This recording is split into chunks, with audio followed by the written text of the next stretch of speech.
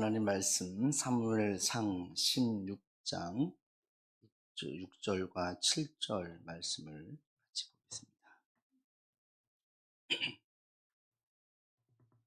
사무엘상 16장 6절과 7절 같이 합독하겠습니다.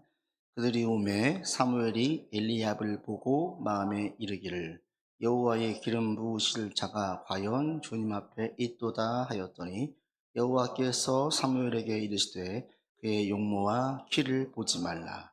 내가 이미 그를 버렸노라. 내가 보는 것은 사람과 같지 아니하니 사람은 외모를 보거니와 나 여호와는 중심을 보느니라 하시더라. 아멘. 우리 교회에서 지금 사무엘상을 쭉 강의하고 있어서 오늘 처음 오시는 분들은 이 전체 배경을 모를 수 있는데, 사울이 하나님을 이제 버렸어요. 하나님께서 사울을 택해서 이스라엘 초대 왕으로 삼으셨고 또 그에게 능력을 주셔서 왕의 자리가 점점 입지가 공고해지게 만드셨어요. 그러자 사울은 자기의 왕권이 공고해지니까 하나님을 버렸어요. 두 번에 하나님께서 사명을 줬는데 그 사명 가운데에 사울이 확실하게 하나님을 버렸다는 그 사인을, 하나님 우리의 마음을 보시니까 이걸 보신 거고, 그래서 사울이 하나님을 버렸어요. 그러자 하나님께서 사울이 아닌 다른 사람을 두 번째 왕으로 세우기를 결정을 하고 사무엘에게 명령해서 이새의 집으로 가라. 그러면 거기에서 하나님께서 세우신 두 번째 왕을 네가 볼 것이다 라고 해서 이새의 집으로 갔어요. 그리고 이새의 집에 가니까 이새로 통해서 아들들을 불러내니 아들이 7명이나 있어서 아들을 데리고 왔더니 그 중에서 첫 번째 아들 엘리압을 딱 보는 순간 사무엘이 얘구나, 이 사람이 이스라엘 두 번째 왕이구나 라고 생각을 했어요. 이 사무엘의 이 생각이 정답일 확률이 매우 높아요. 왜냐하면 첫 번째, 사무엘은 이때 나이가 많았어요. 삶의 연륜이 많아요. 사무엘처럼 많은 사람을 본 분이 없어요. 우리가 사람을 많이 상대하시는 분들, 이 서비스업에 계시는 분들, 사람들 보면 알잖아요. 이 사람 물건을 살지 안 살지 어떤 사람인지를 하도 많이 겪다 보니까 좀 대응하면 알아요. 사무엘은 많은 사람들을 경험했어요. 그래서 딱 보는 순간 얘구나 알았어요. 또 하나, 사무엘은 신앙의 경험도 누구보다 많았어요. 하나님의 역사와 비밀스러운 신비로운 역사들이 있는데 사무엘은 그 역사들을 다 알고 있었어요. 많이 경험했어요. 그러니까 하나님께서 어떻게 역사하시는지, 누구를 쓰시는지 워낙 많이 봤기 때문에 딱 보는 순간 알았어요. 그리고 사무엘은 성경 말씀에 대해서도 매우 깊이 있게 알고 있었어요. 단에서 부엘세바까지, 즉 이스라엘 전역을 다니면서 말씀을 전했어요. 사람들이 그 말씀에 감동을 받고 여호와께 돌아왔어요. 말씀을 얼마나 잘 풀어내는지, 또 하나님의 그 감동을 얼마나 주시는지를 사람들이 경험했어요. 사무엘이 여호와의 말씀을 깊이 있게 풀어내서 사람들에게 전했습니다. 누구보다도 하나님 말씀을 잘 알고 있었어요. 그리고 사무엘은 직통 계시를 받는 분이었어요. 하나님의 음성을 직접 들었어요. 자기 생각이 아니에요. 직접 음성을 들어서 그 말씀에 순종하니까 사무엘처럼 하나님의 뜻을 잘 알고 있는 사람도 없지요. 그래서 사무엘이 딱 보는 순간 이 사람이구나 라고, 이 사람이 사울 뒤를 이을 두 번째 2대 왕이구나 라는 생각은 거의 90% 이상이 맞아요. 그런데 결론은 틀린 거예요. 사무엘의 생각이 틀렸어요. 쟤구나. 그리고 여러분 그 7절에 보시면 하나님께서 용모와 키를 보지 말라 그랬어요.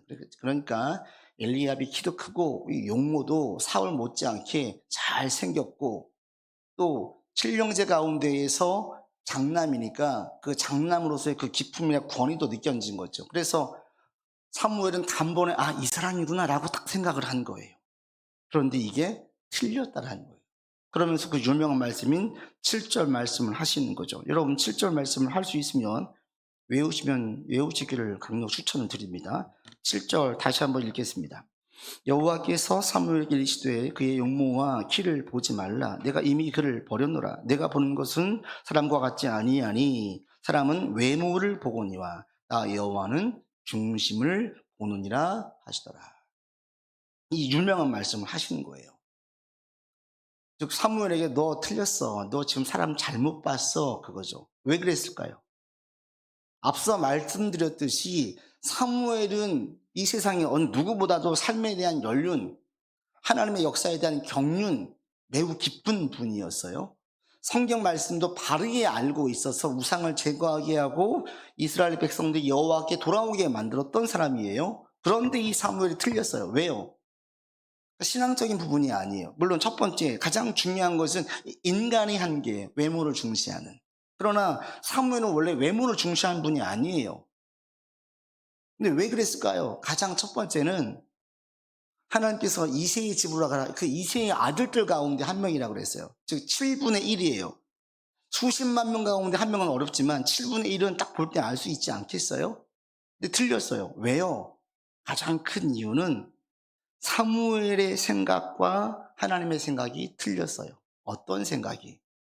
사무엘이 생각할 때에는 사울 왕처럼 장성한 사람 가운데에서 두 번째 왕이 나올 걸 알고 있었어요. 이대 왕이라는 것은 사울을 버렸다고 얘기했으니 얼마 못 가서 쟤는 폐위될 것이다. 그러면 두 번째 왕이 되려면 어린 소년을 왕으로 세울 수 없잖아요. 사무엘의 생각에는 하나님께서 왕으로 세운 그 사람이 곧 아무리 길어도 수년 내에는 왕이 될 것으로 생각을 했어요. 그러면 어린아이는 안 되죠. 당연히 어른 가운데에서 한 명이죠. 그러니까 이세 아직 7명 중에서 딱 보니까 성인된 장성한 청년들 가운데서 보니까 엘리압이 한 번에 딱 들어온 거예요. 그래서 얘구나라고 생각을 했어요. 그래서 사무엘은 틀리지 않을 확률이 매우 높은 사람이었음에도 불구하고 틀렸어요. 즉 하나님께서 일을 진행하시는 시간, 타임과 사무엘이 생각했던 하나님께서 이렇게 일을 진행하실 거야 라고 생각했던 그 시간이 달랐던 거예요. 하나님의 시간과 인간의 시간이 달라요. 우리는 자꾸 우리의 시간에 하나님께 맞춰주길 원하는데 하나님의 시간은 인간의 시간과 다르다는 것을 여러분이 먼저 아셔야 돼요. 그리고 우리는 매우 성급할 수밖에 없어요. 우리 가운데에도 종종 그런 분들이 있어요. 하나님께서 살아계시다면 어떻게 이런 결과가 나오게 할 수 있습니까? 하나님이 계시다면 내가 얼마나 열심히 기도했는데 왜 응답해 주시지 않습니까? 이렇게 물으면서 속단하면서 안 계셔, 또는 나를 사랑하시지 않아 하고 떠난 분들이 있어요. 자기 계획이 있어요. 내 계획 가운데 이렇게 응답을 해 주셔야 되는데 응답이 이루어지지 않는 거예요. 그리고 결정을 하는 거죠. 안 계셔. 인간이 만들어 놓은 신이야. 살아계시지 않아. 성경 속에 있어. 나하고는 나하고는 아무 상관이 없어 라고 결정을 지어요. 제가 지난주에 말씀드릴 때 인생의 평가는 언제 평가할 수 있다? 최소한 그분 돌아가실 때 평가할 수 있다. 그 전까지 인간을 평가하는 것은 속단이다. 몰라요. 우리는 지금 다 ING 중에 있어요. 여러분의 인생을 언제 평가하실 거예요? 장례식장에서 평가할 수 있어요. 최소한. 그리고 그의 후대에 평가할 수, 진정한 평가가 이루어져요. 우리가 살고 있는 지금은, 이 현재는 우리가 죽을 때까지 계속 현재예요. 내일도 현재고 그 다음 날도 현재고 1년 뒤도 현재고 항상 현재예요. 현재에서 과거를 평가하는 거예요. 우리의. 그러다 보니까 우리는 몰라요. 미래에 대해서. 마지막 때에 되봐야 그때에서 비로소 자기를 그나마 제대로 평가할 수 있는 것처럼 하나님의 일의 진행 또한 우리가 제대로 알 수가 없어요. 여러분 첫 번째 그걸 버리세요. 내가 하나님을 다 알 수 있어요? 하나님의 계획을 이해할 수 있어요? 아니요, 몰라요. 아무도 알 수 없어요. 그럴 수밖에 없는 게 우리 인간은 시간에 갇혀서 살아요. 시간 속에서. 우린 시간 속에 갇혀 지내는데 하나님은 시간 위에 계신 분이에요. 5살 된 아기하고 100세 된 어르신과 한번 생각을 해보세요. 저도 이번 명절 때 가면서 그 90대 된 어부를 보고 왔는데 깜짝 놀랐어요. 얼마나 정정하시던지. 90대 된 삶의 연륜과 자녀를 다 키우고 손자, 증손자를 본 분의 인생과 이제 막 4살, 5살 된 아들이 보는 인생은 어때요? 완전히 다르죠. 아이들 집을 지을 때 항상 지붕을 먼저 그리잖아요. 그죠? 어른들은 절대 지붕 먼저 그리지 않죠. 집은 지붕 먼저 지을 수가 없는 거예요. 지붕을 탄탄하게 지으려면 땅을 먼저 파야 되는 거예요. 높이 지을수록 땅을 더 깊이 파는 거예요. 이게 기본이에요. 일을 진행할 때 얼마나 걸릴까? 애들은 수님에서 한 달이요, 두 달이요 이렇게 얘기를 해요. 한 달, 두 달 만에 뚝딱 집을 지을 수가 없지요. 어른들도 90세 된 사람과 5살 된 아이가 보는 일의 진행 속도가 다르듯이 시간 위에 계신 영원하신 하나님께서 일을 진행하는 것과 우리가 일을 진행시키기를 계획하는 것은 다를 수밖에 없어요. 그래서 하나님의 역사가 일어나기 위해서는 반드시 인내가 필요해요. 우리에게 인내. 왜? 하나님의 일의 진행 계획이 우리의 진행 계획과 다르기 때문에 100% 인간이 하나님보다 성급하기 때문에 우리 너무나 속단해요. 빨리 일어나길 바래요. 결과물이 빨리 나오길 바래요. 이게 인간이에요. 왜? 시간 속에 갇혀 있다 보니까. 어리면 어릴수록 더 그렇고요. 중요한 일이면 중요한 일일수록 그 마음의 조급함이 더 커져가지고 더 빨리 일어나기를 원해요. 마음에 소원하는 바가 크면 빨리빨리 진행되기를 원해요. 이게 우리예요. 그런데 이런 우리의 타임테이블과 하나님의 타임테이블은 다르다는 거예요. 여러분 이걸 먼저 좀 인정하시기를 바랍니다. 혹시 무엇인가를 놓고 기도하고 신앙 안에 살다가 어긋나고 계획대로 안 된 분이 있으세요? 그래서 하나님에게 실망하신 분이 있으십니까? 그것은 여러분이 하나님 속단해서 그래요. 하나님의 시간은 우리의 시간과 달라요. 하나님에게는 10년, 20년, 100년이 별거 아니에요. 우리에게는 매우 긴 시간이지만 하나님께는 찰나와 같은 시간이에요. 그러니까 여러분 안에 있는 그 조급함, 성급함, 그 성급함 가운데 나오는 판단들, 이것들을 이 시간 내려놓으세요. 그리고 한 가지 항상 기억하실 것은 하나님의 생각은 나의 생각보다 크구나. 하나님의 계획은 나의 계획보다 크구나. 하나님의 일에 진행하는 것은 더디 가는 것 같지만 반드시 되는구나. 이 사실을 자꾸 기억하시길 바랍니다. 특히 무엇인가 간절히 원할 때, 어디에 내가 완전히 올인해가지고 그 일을 쏟을 때에 조급함과 성급함이 막 올라오기 쉬우니까 그럴 때 더더욱 이 사실을 자꾸 기억하세요. 그래서 하나님을 의지하고 믿고 따르는 사람들은 반드시 그의 삶에서 역사하세요. 언제요? 하나님의 때에. 하나님의 역사는 서서히 일어납니다. 그러나 반드시 누구나 분명하게 알 수 있도록 결과물이 나올 때가 옵니다. 제가 이 꽃을 볼 때마다 그 사실을 자주 느껴요. 계속 보고 있으면 아무런 변화가 없는 것 같은데 바뀌어요. 얘들도 처음에 왔을 때에는 한쪽 방향을 보고 있었는데 관리한다고 카페에다 갖다 놨더니 이 반쯤 몇 개의 송이 지금 돌려 있어요. 햇빛 보느라고. 어느 순간 바뀌어져 있는 거예요. 몰라요. 하나님의 역사는 서서히 되는 것 같은데 나중에는 확연하게 눈에 띄는 거예요. 이미 이런 일을 경험하시는 분들이 있을 것입니다. 그리고 그런 분들 가운데 어떤 열매가 있냐면 인내의 열매가 있어요. 조급해하지 않아요. 돼. 언제예요? 하나님의 때에. 조금만 더 기다려. 여러분 가운데 이런 인내가 있기를 바랍니다. 인내가 없이는 결과물을 볼 수 없어요. 하나님에 대한 신뢰가 있어야 인내할 수 있습니다. 하나님을 더욱더 의지하고 믿고 하나님 안에서 여러분 삶을 진행해 갈 수 있기를 바랍니다. 첫 번째, 하나님의 일의 시간과 내가 생각하는 시간이 다르구나. 이걸 첫 번째 인정하세요. 다르구나. 그런데 하나님의 시간이 확실히 맞다. 가장 좋다. 그리고 반드시 일어난다. 이 사실을 먼저 분명하게 확신하세요. 그리고 무엇보다도 첫 번째 이 시간 계획을 잘못 세웠던 데 있지만 가장 큰 것은 역시 뭐에 있습니까? 사람은 외모를 보고 하나님은 중심을 보는 데 차이가 있어요. 사무엘이 그렇게 인생의 연륜과 신앙의 경륜이 있었지만 결국 가장 중요한 일 하나를 그르쳤어요. 왜요? 이게 인간의 한계예요. 여러분 이걸 분명하게 이게 인간과 하나님의 차이인데 이 사실을 절대 놓치지 마십시오. 인간은 외모를 본다. 하나님은 중심을 본다. 사무엘도 외모를 봤다. 여러분들은요? 나도 사람들의 외모를 본다. 그리고 이 외모를 자주 본다. 그런데 문제는 이 외모의 판단이 잘못된 경우가 많다. 불가피하게 누군가를 평가해야 된다면 그럴 때가 있잖아요. 같이 일을 할지 말지, 친구로 사귈지 말지 평가해야 돼요. 그럴 때가 있다면 항상 여러분 먼저 이 사실을 기억하세요. 아, 나의 평가와 판단은 항상 맞는 게 아니야. 아니, 틀린 경우가 더 많아. 지금 명절로 가족이 만났어요. 화목한 가정도 많아요. 만나면 좋은 가정도 많아요. 그런데 화목하지 않은 가정도 많아요. 왜 그럴까요? 여러 이유가 있겠지만 그 중에 한 가지는 가족에 대해서 잘못된 평가를 해서 그래요.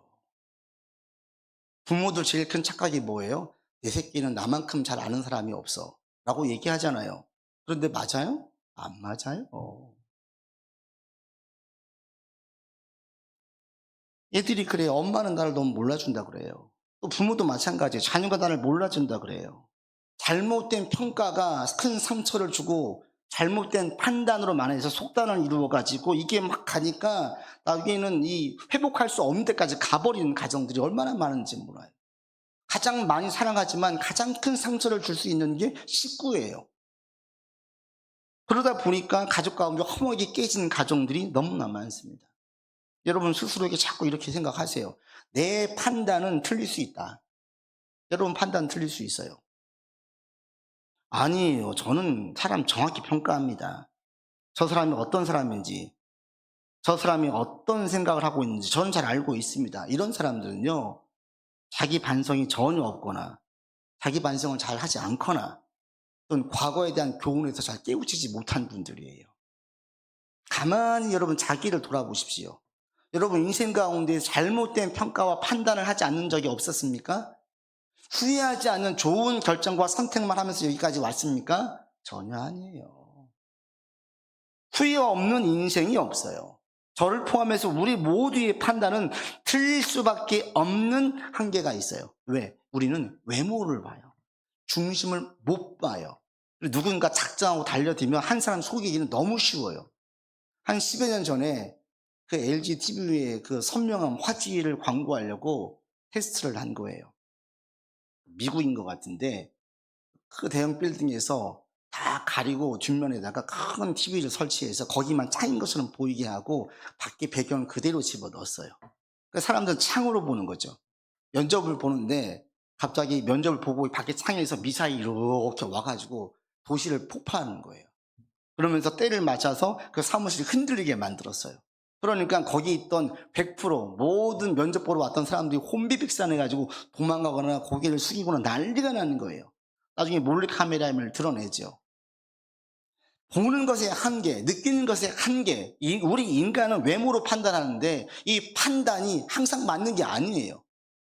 여러분 우리가 무엇인가 정말 중요한, 예를 들면 금값이 정말 금값인데 금을 계산할 때 저울에 올릴 때 어디다 올립니까? 단 한 번도 오차가 없는 저울추에다 올리는 거죠. 그런데 우리의 판단은 맞을 때가 있고 틀릴 때가 있어요. 저울추가 올렸더니 어떨 때는 무게가 맞아요. 어떨 때는 무게가 틀려요. 그러면 거기다 올려서 무게를 측정합니까? 아무도 그렇게 하지 않죠. 중요한 것일수록 정확한 실수가 정확하게 이 무게를 측정할 수 있는 저울에다 올려서 무게를 재요. 우리 인간의 판단은 맞을 때가 있고 틀릴 때가 있어요. 중요한 것일수록 여러분 스스로 판단으로 하면 안 되는 이유가 여기에 있습니다. 왜? 우리의 판단은 왔다 갔다 하는 저울과 같은 거예요. 항상 맞는 게 아니라 맞을 때도 있고 틀릴 때도 있어요. 그러다 보니까 우리 판단으로 무엇인가 중요한 걸 결정하면 맞을 때도 있는데 틀릴 때도 있어요. 지혜로운 사람은 그래서 자기 생각과 판단으로 일을 진행하지 않아요. 왜? 내 판단이 항상 맞는 게 아니니까. 왜? 내 판단이 틀릴 때가 많으니까. 여러분 부모님들은 내 자녀를 잘 알고 있다는 생각을 버리세요. 몰라요, 여러분도. 자녀도 마찬가지예요. 부모님을 잘 알고 있어요? 아니에요, 몰라요. 더 모르지요. 이게 여러분들에게 전 지혜가 되기를 바랍니다. 여러분 이 사실을 기억하세요. 내 판단은 틀릴 수 있다. 이걸 먼저 전제하세요. 이걸 지혜를 가진 분들에게는 삶에서 상당히 지혜로운 방법들이 몇 가지가 나와요. 첫 번째는 뭐가 나오냐면 사람에 대한 평가를 잘 하지 않아요. 저도 그런 지혜로운 자에 속하는데 저도 사람을 평가하지 않아요. 보이는 데까지만 가지고 평가해요. 왜? 내 평가가 맞지 않으니까. 오해인 경우도 많으니까. 그래서 사람에 대한 평가를 할 때 저는 잘 안 하려고 해요. 그냥 그 사람의 말한 것, 행동한 것, 여기까지만 가지고 헤아려서 보지 더 이상은 하지 않으려고 해요. 여러분도 마찬가지입니다.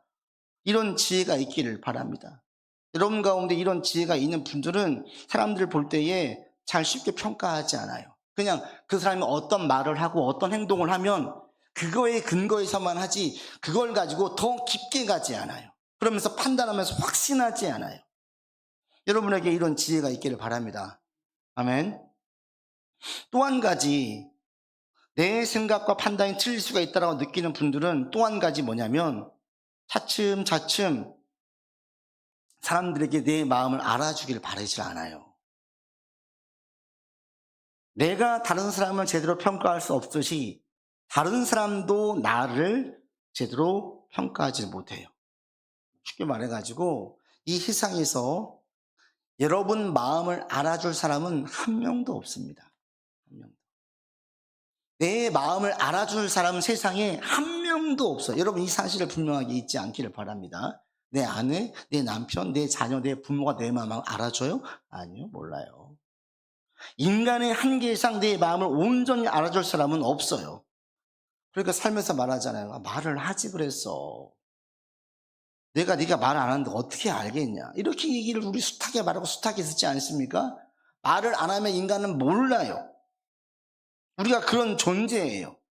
작게는 내가 뭘 좋아하는지, 어떤 취미인지 말 안 하면 몰라요. 지금 감정이 어떤지. 크게는 여러분 어떤 걸로 밤새 고민하고 있고 요즘 몇 날 며칠 계속 고민하고 있는지를 말하지 않으면 몰라요. 이게 인간이에요.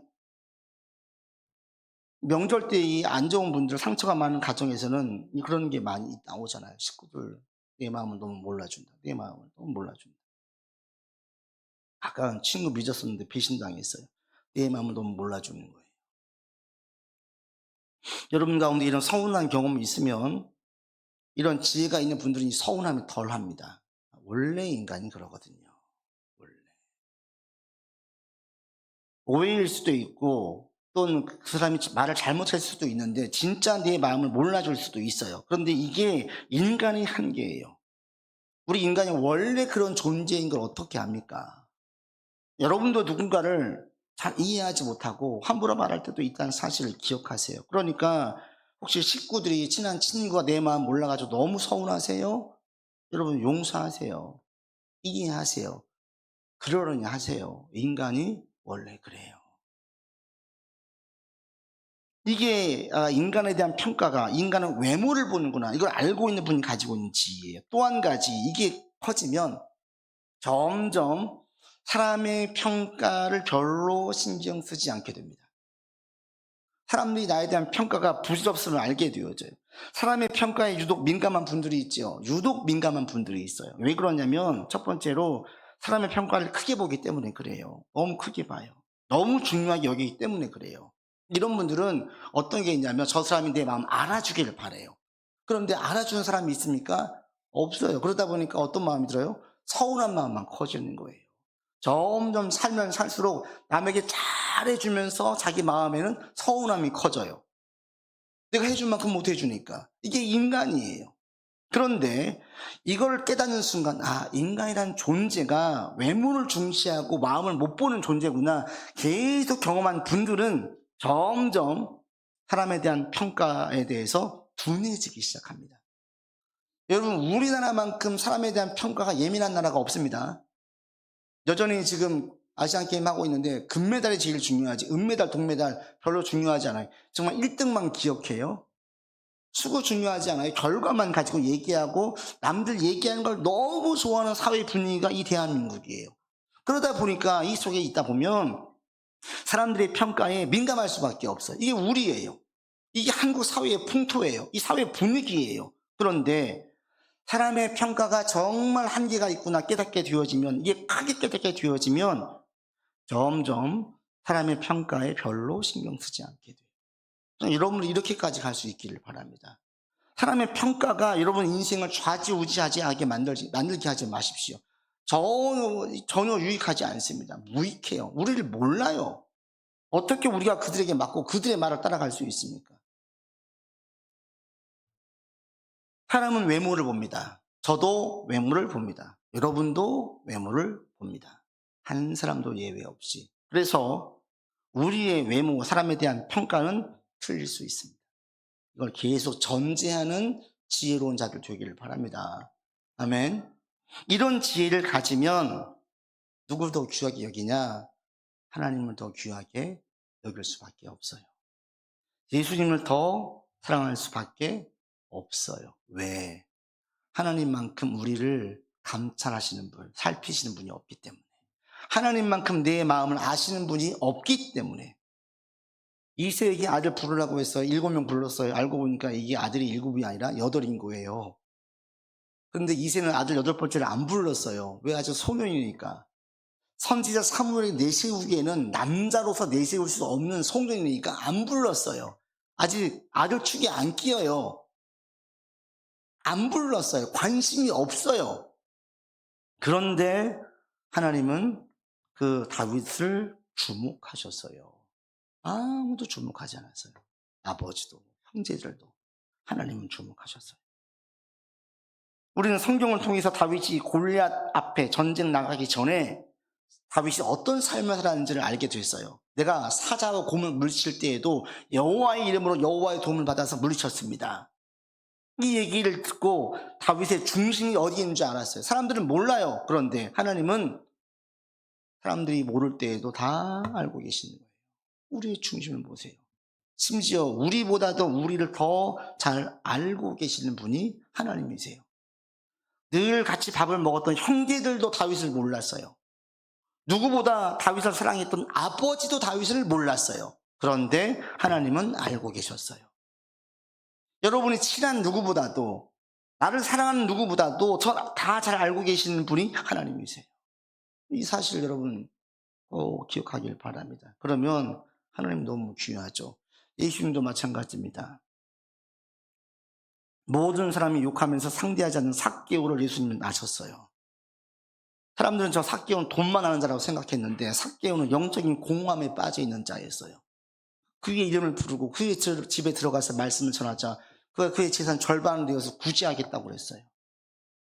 아무도 상대하지 않는 여자가 사마리아 여인이었습니다. 이스라엘 백성들이 무시하는 게 사마리아 사람들이고 사마리아 사람들 가운데에서 또 무시당한 여인이 사마리아 이 여인이었어요.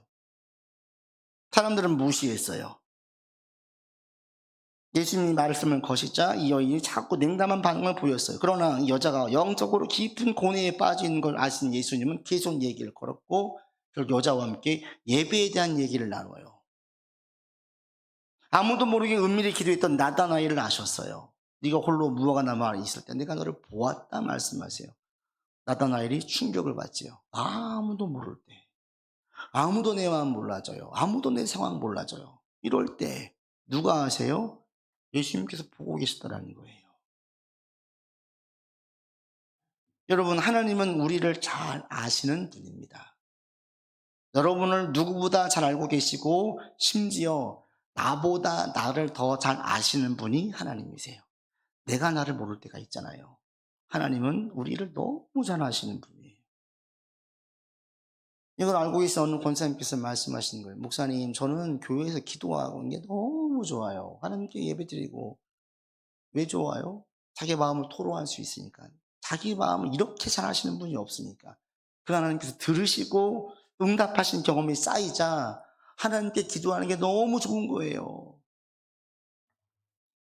여러분, 이 시간 하나님께서 우리의 모든 상황을 아신다는 사실을 기억하시길 바랍니다. 여러분이 하나님을 의지하고 진심으로 주님께 의지하고 기도하며 나아가면 주님께서는 우리의 기도에 귀를 기울이시는 분이십니다. 그리고 주님의 때에 반드시 응답하시는 분이십니다.